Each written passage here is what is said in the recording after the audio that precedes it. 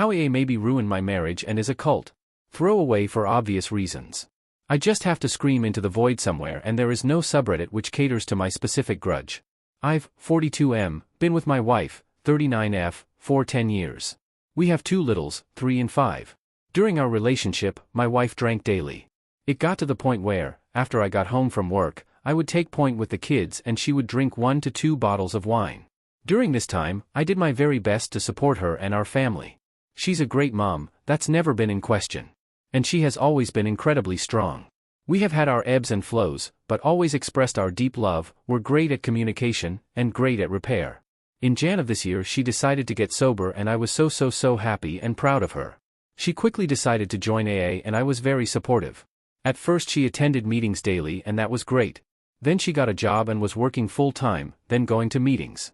I decided to put my work on the back burners to support her newfound career/passion and I took full-time point with the kids.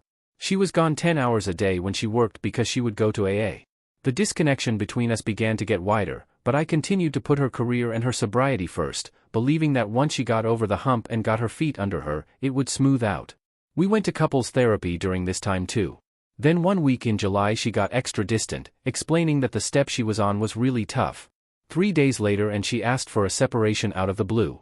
I was devastated and gutted. It's been 2 months and I'm just now not shattered all the time. Within a week or so, she was hooking up with some sleazy AAF boy, which are a thing.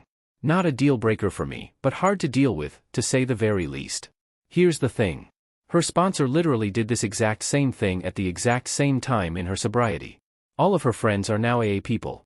My wife is blowing up her life and no one is telling her to maybe see a professional, she's surrounded by peers who will only tell her what she wants to hear.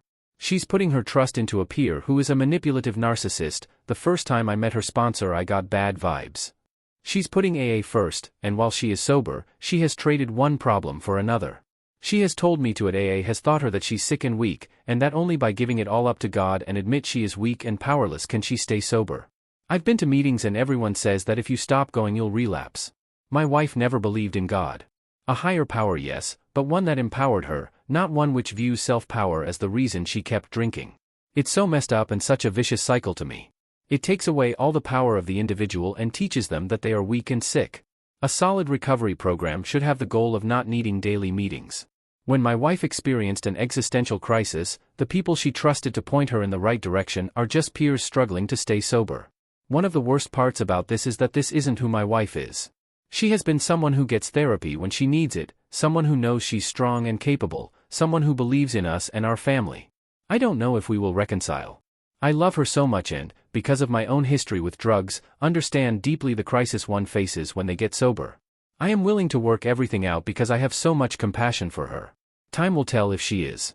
I know this is not everyone's experience, and I know that AA has saved lives. But every AA is different and this one is so dang toxic and wrong, or at least the group she's with.